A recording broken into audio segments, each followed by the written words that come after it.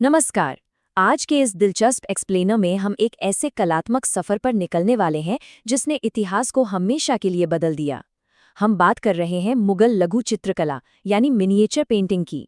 आपको शायद लगे कि ये सिर्फ छोटे छोटे चित्र हैं, लेकिन असल में ये दुनिया भर की संस्कृतियों, विचारों और तकनीकों के मिलन का एक जीता जागता दस्तावेज है।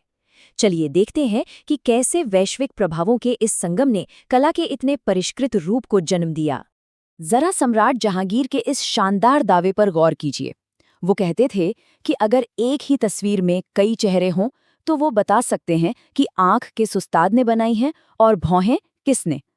कमाल की बात है ना। ये सिर्फ एक राजा का अहंकार नहीं था, बल्कि ये उस गहरे कला पारखी नजरिए और तकनीकी महारत को दिखाता है जिसके बारे में आज हम बात करने वाले हैं। आज हम एक कला इतिहासकार के नज़रिए से इस पूरी टाइमलाइन को खंगालेंगे। हम देखेंगे कि कैसे ये शैली अपनी शुरुआती फारसी जड़ों से निकलकर एक विशाल शाही कार्यशाला में परवान चढ़ी, कैसे इसमें गज़ब का यथार्थवाद आया, कैसे पश्चिमी कला का तड़का लगा और कैसे अंततः ये राजनीतिक ताकत दिखाने का एक औजार बन गई, जिसके बाद धीरे धीरे इसका पतन हो गया। तो चलिए सबसे पहले 16वीं सदी की शुरुआत में चलते हैं और देखते हैं कि इस शैली की नींव कैसे पड़ी। शुरुआती दौर में ये पूरी तरह से उन फारसी कलाकारों द्वारा लाई गई शैली पर आधारित थी जो अपने साथ एक बहुत ही कठोर और औपचारिक तरीका लेकर आए थे। अगर आप मीर सैयद अली जैसे शुरुआती कलाकारों का काम देखें तो वो एकदम सपाट और बहुत ज़्यादा सजावटी फारसी बैकग्राउंड का इस्तेमाल करते थे। लेकिन भारत में पहले से ही कहानियां सुनाने वाली एक बहुत ही जीवंत और गतिशील चित्रकला परंपरा मौजूद थी। जब ये दोनों शैलियां आपस में टकराईं तो उस कठोर फारसी औपचारिकता ने धीरे धीरे भारत की उस तरल और जीवंत ऊर्जा को अपने अंदर समा लिया। अब जो दौर आया वो सच में कला के इतिहास का एक बहुत बड़ा गेम चेंजर था। सम्राट अकबर ने महसूस किया कि कला अकेले कमरे में बैठकर नहीं बन सकती। उन्होंने एक विशाल कारखाना यानी एक शाही कार्यशाला बनाई जो एक तरह का बहुसांस्कृतिक क्रूसिबल था, जहां अलग अलग बैकग्राउंड के लोग साथ आते थे।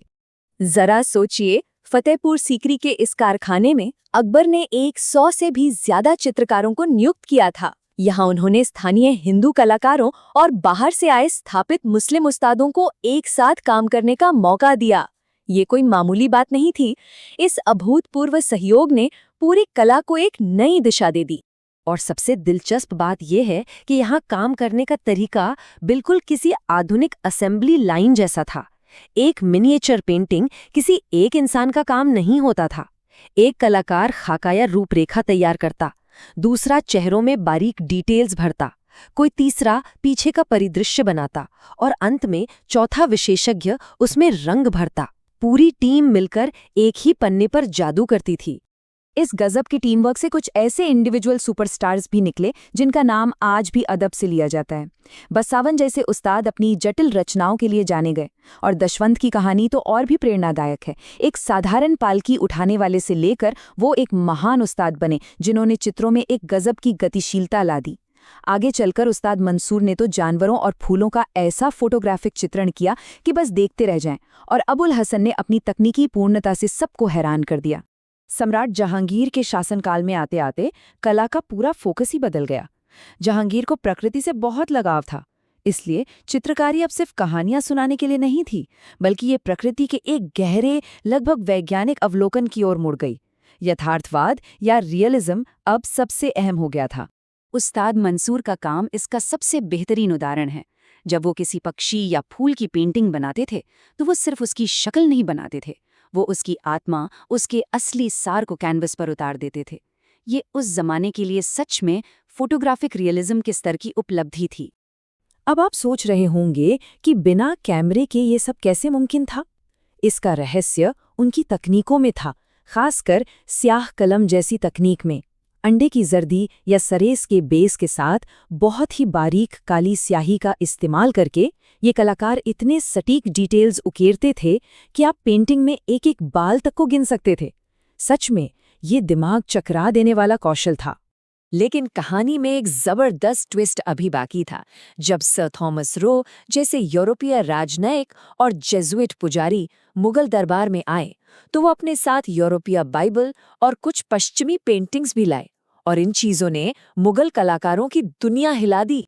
यूरोपीय कला में जो 3D गहराई यानी डेप्थ थी, मुगल चित्रकार उसे अपनी कला में लाना चाहते थे। इसके लिए उन्होंने पर्दाज नामक एक बहुत ही बारीक शेडिंग तकनीक को अपनाया और उसे परफेक्ट किया। बेहद महीन बिंदुओं या रेखाओं का इस्तेमाल करके उन्होंने अपनी 2D पेंटिंग्स में त्रिआयामी 3D आकार का एक जादुई भ्रम पैदा कर दिया। इस शाही कारखाने ने पश्चिमी तकनीकों को किस हद तक अपनाया, ये देखना बहुत दिलचस्प है। उन्होंने दूर जाती हुई क्षितिज रेखाओं वाला 3D परिप्रेक्ष्य सीखा, चियारोस्कुरो यानी लाइट और शैडो का नाटकीय इस्तेमाल शुरू किया, राजाओं के पीछे चमकदार आभामंडल या हालो बनाना शुरू किया और यहाँ तक कि कपड़ों की सिलवटों को भी एकदम असली जैसा दिखाने लगे। ये एक परफेक्ट फ्यूजन था। फिर समय आया शाहजहां का और कला का मकसद फिर से बदल गया। अब फोकस प्रकृति की खूबसूरती या वैज्ञानिक उत्सुकता पर नहीं था। शाहजहां के लिए कला एक हथियार थी, अपनी ताकत, अपनी भव्यता और अपनी शाही प्रचार को दुनिया के सामने प्रोजेक्ट करने का एक टूल। अगर आप जहांगीर के समय की तरल भावनात्मक पेंटिंग्स की तुलना शाहजहां के समय के चित्रों से करें तो आपको साफ फर्क दिखेगा। शाहजहां के दौर में चित्र बहुत कठोर और औपचारिक हो गए। उनमें कीमती रत्नों जैसे चमकीले रंगों का भरपूर इस्तेमाल होता था। ये सब अपनी पूर्ण सत्ता और बेहिसाब ताकत दिखाने के लिए किया जाता था। इस मास्टरपीस को ही ले लीजिए, जहांगीर वेइंग प्रिंस खुर्रम। इसमें राजकुमार को सोने के बराबर तौला जा रहा है। ये सिर्फ एक उत्सव की तस्वीर नहीं है, ये देखने वाले के दिमाग में राजशाही की अथाह दौलत और उनके निर्विवाद प्रभुत्व को स्थापित करने का एक बहुत ही सधा हुआ तरीका था। ये प्योर प्रोपेगेंडा था। लेकिन कहते हैं ना, हर सुनहरे दौर का एक अंत होता है। राजनीतिक हालात बदलने लगे और कला के इस सौंदर्यवादी और तकनीकी संश्लेषण के महान युग को एक अचानक और दुखद अंत का सामना करना पड़ा। अगर हम इस पूरी टाइमलाइन को एक साथ देखें तो चीजें बहुत साफ हो जाती हैं। 1526 में फारसी जड़ों से शुरुआत, अकबर के समय में कारखाने का सहयोग, जहांगीर के युग का यथार्थवाद, शाहजहां की राजनीतिक भव्यता और फिर 1658 में औरंगजेब का शासन, जहां से कलात्मक पतन शुरू हुआ। इससे एक बात बिल्कुल तय हो जाती है कि इस पूरी कला का जीवन सीधे तौर पर शाही संरक्षण यानी रॉयल पैट्रोनेज पर टिका हुआ था। जब मुगल दरबार में संरक्षण खत्म हुआ तो ये महान कलाकार पहाड़ी और राजपूत दरबारों की ओर चले गए।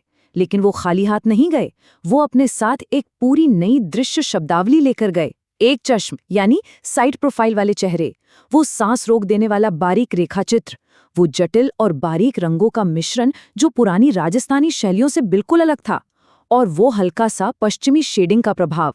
इन्होंने आने वाली हर भारतीय कला पर अपनी छाप छोड़ी। इस पूरी चर्चा के अंत में मैं आपको एक विचार के साथ छोड़ना चाहता हूँ। अगर एक कला का विकास किसी साम्राज्य के सांस्कृतिक खुलेपन और राजनीतिक सत्ता के उत्थान और पतन को इतनी सटीकता से दर्शाता है, तो आज हम जो विजुअल कल्चर या दृश्य संस्कृति देख रहे हैं, वो हमारे आधुनिक समाज के बारे में क्या कहती है? यह सत्ता, कला और समाज के उस गहरे रिश्ते को दिखाता है जो सदियों से चला आ रहा है। इस एक्सप्लेनर में मेरे साथ जुड़ने के लिए आपका बहुत बहुत धन्यवाद।